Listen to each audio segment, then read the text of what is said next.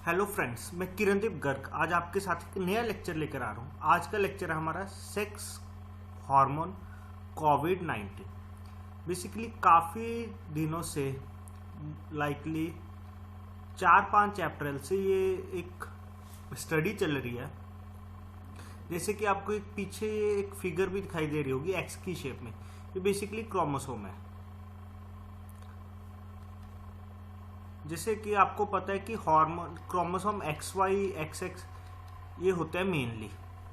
तो ये आज का हमारा लेक्चर भी सेक्स हार्मोन पर है कि सेक्स हार्मोन बेसिकली कोविड-19 पर क्या इफेक्ट है। एक्चुअली इसका प्रॉपर जो डेटा है वो मैं आपके साथ शेयर करूंगा। अलग अलग इंस्टीट्यूट की तरफ से डेटा दिया गया है।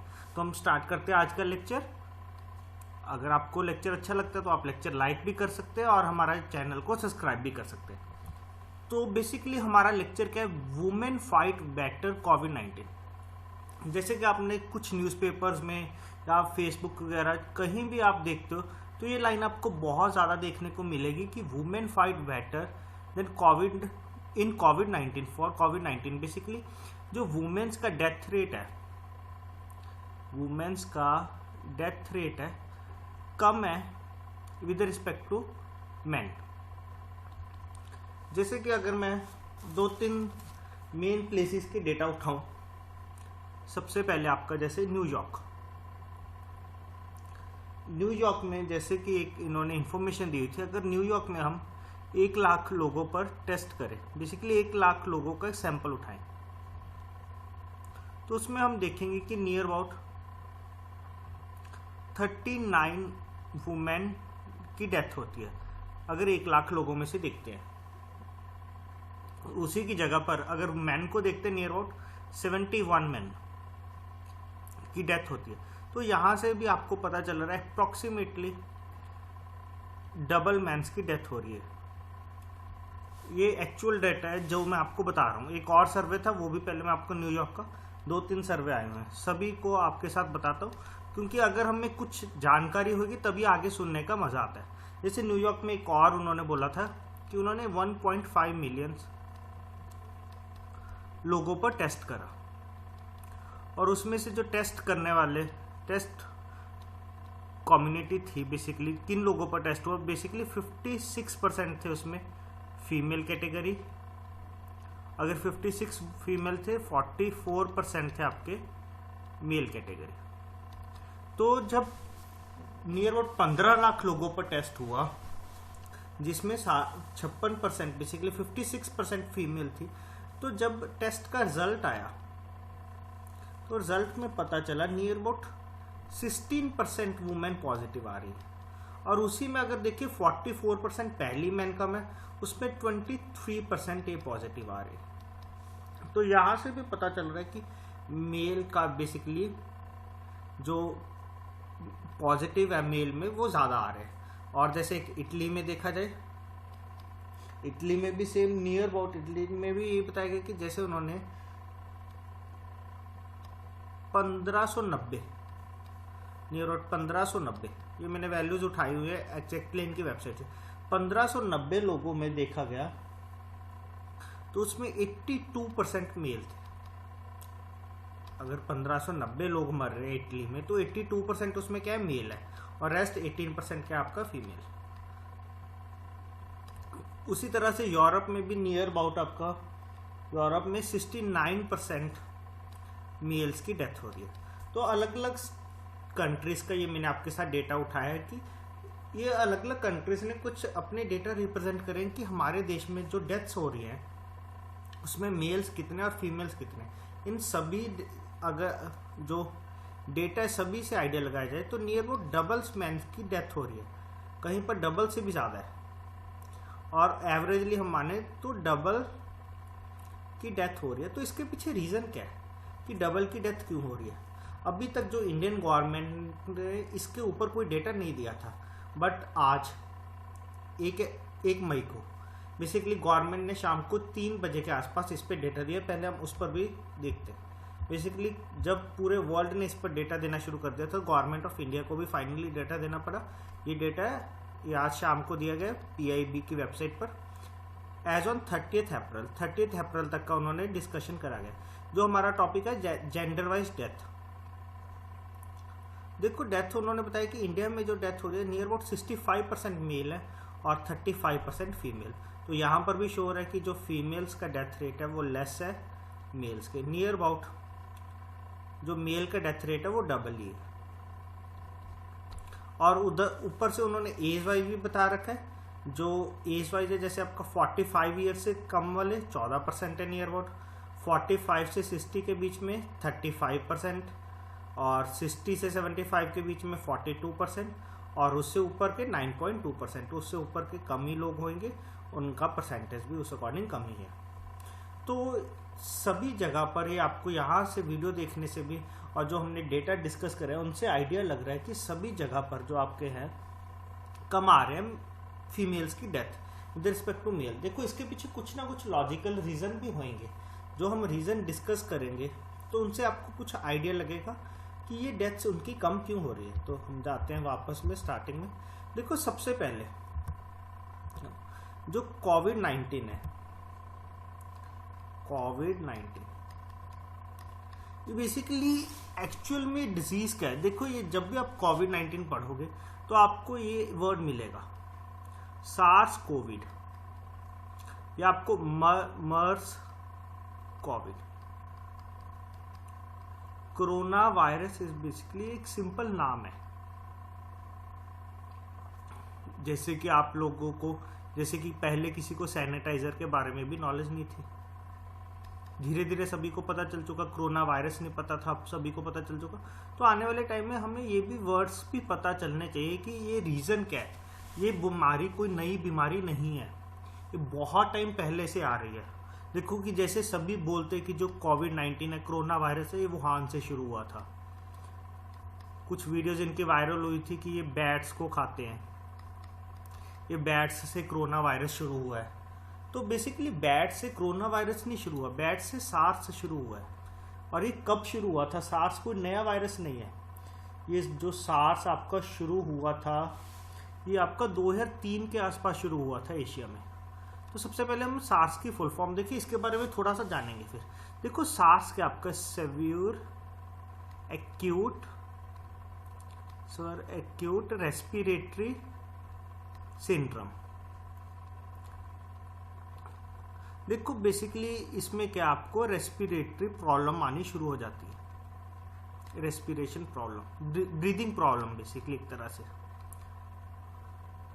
कफ की दिक्कत भी होती है आपको, कोल्ड भी हो जाता है, फीवर भी हो जाता है। ये इसके कुछ सिम्टम्स है। जो सार्स हुआ था ये 2003 में पहली बार डिटेक्ट हुआ था और ये एशिया में फैला था। नियर अबाउट आपका जो एशिया में 26 कंट्रीज में ये फैल चुका था तब के टाइम में। तब इस पे कंट्रोल हो चुका था। तब भी इसकी नियर अबाउट 8,000 लोग, नियर अबाउट 8,000 पीपल की डेथ हुई थी तब के टाइम में। ये वही चीज़ है, अब भी ऐसा कुछ ही चल रहा है, यही सेम सिम्टम्स है। अब थोड़ा सा इसका स्प्रेड ज़्यादा हो चुका है क्योंकि तब आपका ट्रांसपोर्ट इतना ज़्यादा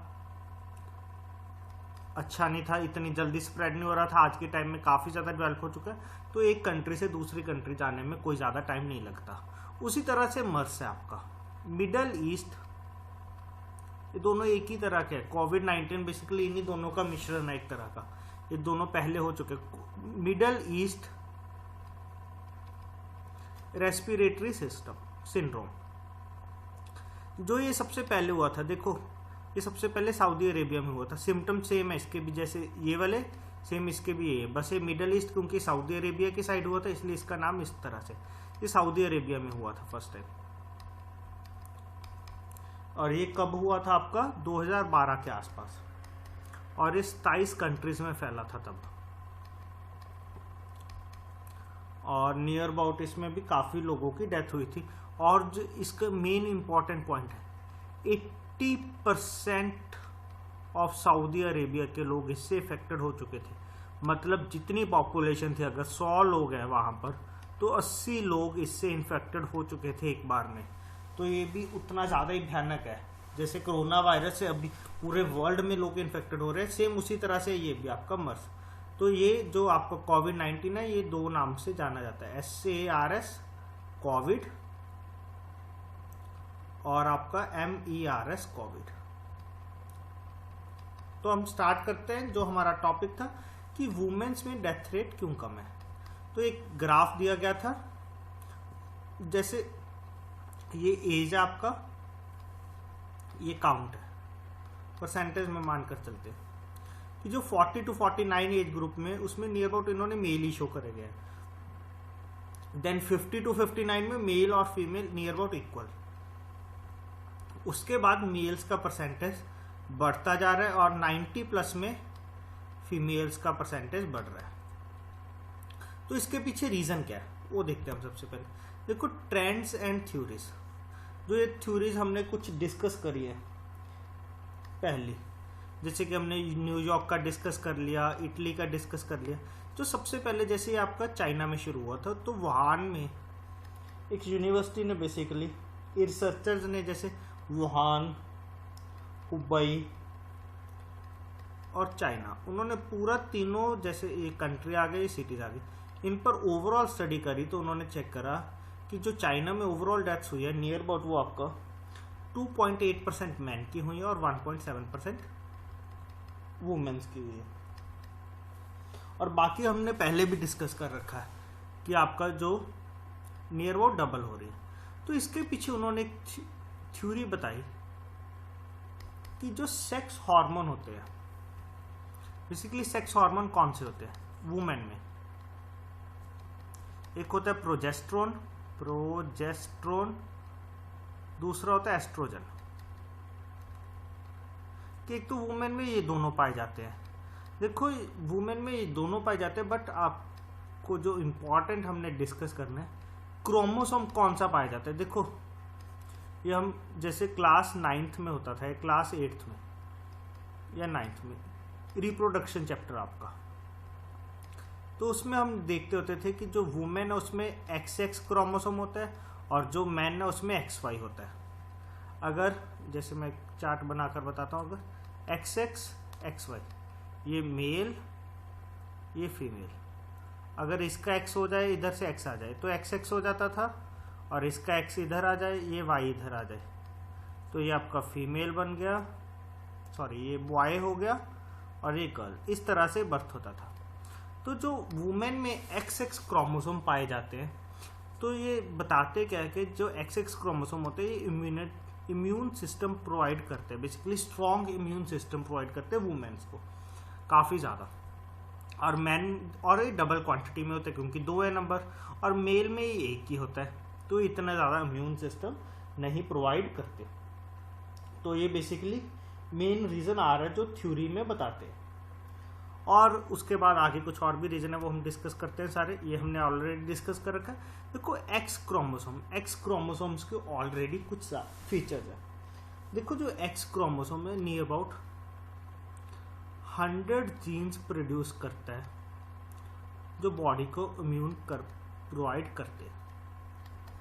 जैसे कि अगर कोविड-19 अटैक करता है बॉडी पर, तो बेसिकली ये प्रोटीन पर शार्पली अटैक करता है। इन्होंने बताया हुआ है TLR7 नाम का प्रोटीन है। अगर इस पे अटैक कर देता तो ये पूरी बॉडी में फैलना शुरू कर देता है। जैसे कि XY मेल का क्रोमोसोम है, तो उसमें एक ही है ये X। जब ये इस पे अटैक करता है तो ये प्रॉपरली उसको कवर अप नहीं कर पाता, मतलब उससे स्ट्रांगली लड़ाई नहीं कर सकता क्योंकि एक ही है, उसी पर उसने अटैक कर दिया। और यही अगर वुमेन पर अटैक करता है तो ये डबल उस पर अटैक कर देते हैं, क्योंकि एक और है, अलग अलग है, दोनों के फीचर्स भी कुछ डिफरेंट है, तो बॉडी को ये डबल इम्यूनिटी प्रोवाइड करते हैं। एक तो रीजन इनका ये आ गया। उसके बाद 1-2 रीजन और भी, जैसे जो आपका X क्रोमोसोम है, बेसिकली ये 2 टाइप्स के हार्मोन्स प्रोड्यूस करते हैं। एक तो आपका प्रोजेस्टेरोन, दूसरा आपका एस्ट्रोजन। ये दोनों हार्मोन्स में आगे आपके साथ डिटेल में डिस्कस करता हूँ। जैसे 2 हार्मोन्स है एस्ट्रोजन और प्रोजेस्टेरोन। सबसे पहले तो ये डिस्कस करते हैं कब कब प्रोड्यूस करते हैं और कैसे हेल्प करते हैं। जैसे जो एस्ट्रोजन होता है आपका, oestrogen basically helps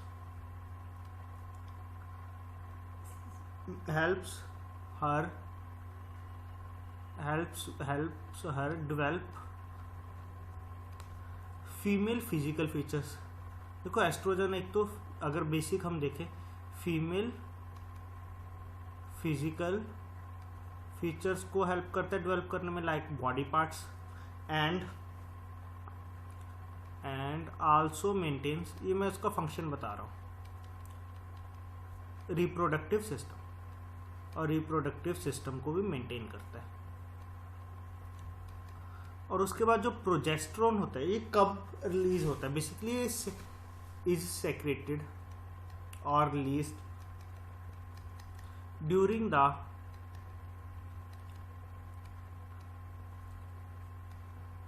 second half of menstrual cycle. इसके function and prepare the body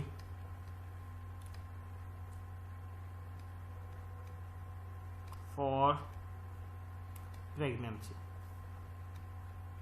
after ovulation.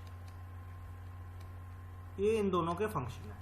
जैसे कि आपने एक कल की न्यूज थी और 30 अप्रैल की कि एम्स में एक लेडी ने जो कोविड पॉजिटिव थी, बेबी को बर्थ दिया, जो बेबी फिट है। तो देखो बेसिकली यही इसका रीजन है कि जो XX क्रोमोसोम है ये टोटल इम्यूनिटी प्रोवाइड कर रहे हैं। एज पर स्टडीज की ये इम्यूनिटी प्रोवाइड कर रहे हैं, जिस कारण जो फीमेल्स है वो सरवाइव कर पाती है। तो उसके बाद अदरवाइज और भी कुछ रीजन है, जैसे जो XY क्रोमोसोम्स है, अगर हम बेसिक कुछ डिस्कस करें, जो मेल में X क्रोमोसोम लैक करता है, उसके कारण X क्रोमोसोम के लैक करने के कारण भी काफ़ी ज़्यादा डिसीजेस मेल में होती है, जो मेनली देखा जाता है। जैसे कि आपको हेमोफीलिया, देखो हेमोफीलिया क्या है आपका, पुअर ब्लड क्लॉटिंग, ये आपका उसके कारण होता है X क्रोमोसोम नहीं ना होने के कारण।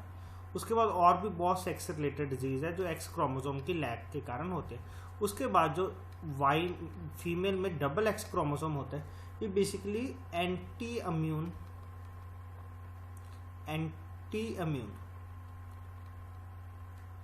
डिसीजेस बॉडी में स्टार्ट कर देता है। देखो एंटी इम्यून डिसीजेस का बेसिकली क्या है कि जो फीमेल का इम्यून सिस्टम होता है, इनके ज़्यादा स्प्रेड होने के कारण इम्यून सिस्टम हाइपर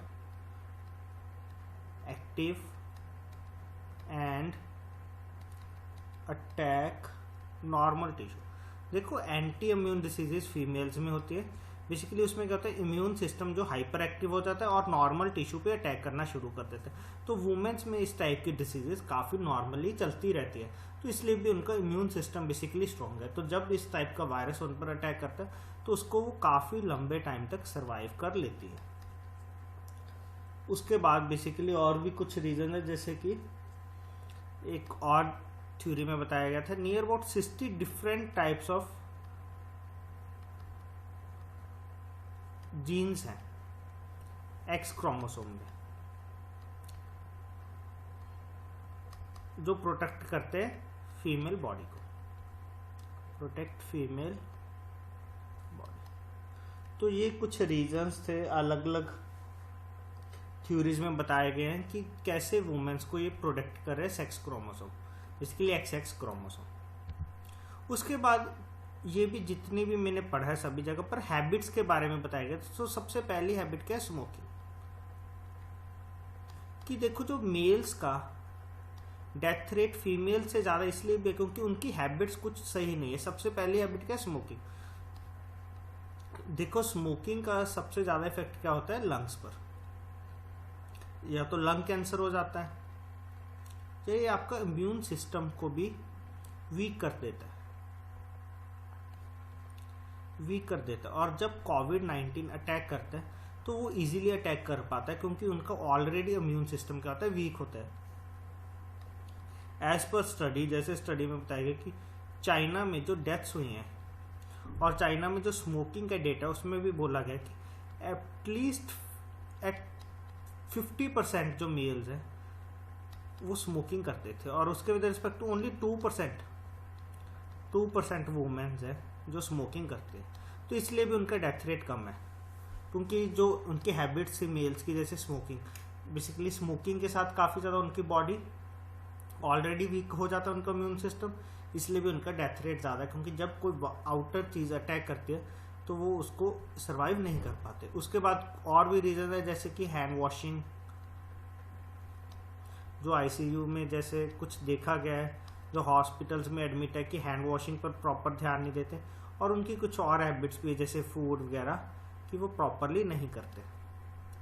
तो इसलिए भी मेंस का जो डेथ रेट है वो हाई है। एज पर इंडिया में ऐसे मुझे अभी तक डेटा प्रॉपरली नहीं मिला कि इंडिया में मेल और वुमेन में, मेल और फीमेल में कि कितने % बेसिकली स्मोकिंग है। बट एज पर कुछ डिटेल्स मिली थी कि जो आपके मेट्रो सिटीज आ जाती है लाइक दिल्ली, मुंबई, वहाँ पर फीमेल्स भी काफ़ी ज़्यादा स्मोकिंग प्रेफर करते हैं, तभी वहाँ पर मॉर्टेलिटी रेट ज़्यादा है। Mortality rate basically deaths of infant, कि जन्म से पहले बच्चे की डेथ हो जाना, क्योंकि उनका इम्यून सिस्टम वीक हो जाता है, इतना ज़्यादा सर्वाइव नहीं कर पाता।